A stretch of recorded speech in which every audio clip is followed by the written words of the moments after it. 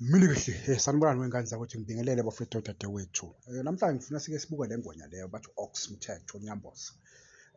Bafowethu, asiyekele ukulalela abantu bakwamanye amathimu bezama ukudicelela umdlali wethu phansi, yabo. Thina into esibulala thina amakhosi, silalela abanye abantu ukuthi uma bekhuluma ngomdlali wethu kabi, nathi sigcina sesibona into ongathi wenza kabi, yabo. Umthethwa is one of the best midfield esinayo ku-Kaizer Chiefs so far, yabo. Ngicabanga ukuthi le midfield esinayo thina, Umthethwa is one of the best, yabo.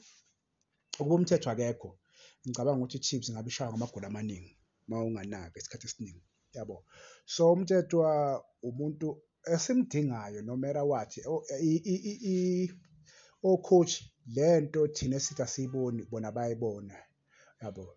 Angiphiki when in terms of passing unama-mistake, angiphiki but abantu abaningi bakhalela ukuthi Umthethwa most of the time ephethe ibhola uphasa, ushaya ama-back pass, yabo.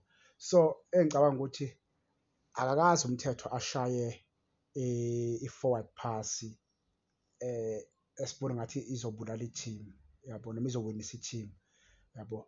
Lama back pass lawa ashayo vele asuke unnecessary, yabo, mara kusuka ibhola kungelona siligcinile ibhola thina, akaluzanga bhola, yabo.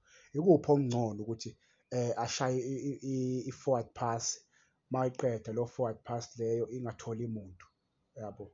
Kanti akuthi yena uyazazi ukuthi akekho mnandi mayi-attack, ngcono alise la ayibona khona ukuthi umdlali uyimele yedwa ukuze aseve ibhola, hhayi singalokhu siqhubeka simaga noma kungenasidingo, yabo.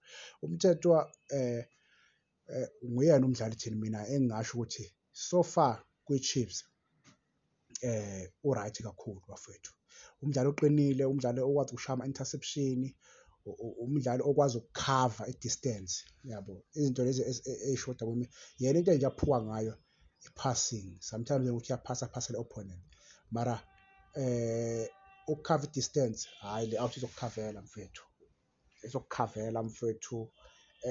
Uku-intercept, ukupressa, hhayi le izokupressela mfethu, hhayi ngiyabona Umthethwa mina angeke ngisho ukuthi angisiyifeni yakhe, mina ngifeni yakhe mina vele Umthethwa, yabo. Ngihlezi ngitshela abantu Umthethwa uyi-midfield esiyidingayo vele lapha kwi-Chiefs, akekho futhi ozodlula yena, yabo. Noma singathini isithini bafowethu, akekho i-midfield ezofana noMthethwa kwi-Chiefs, yabo. Bawufuna ukubona sibukwe simbeke ebhentshini, yabo.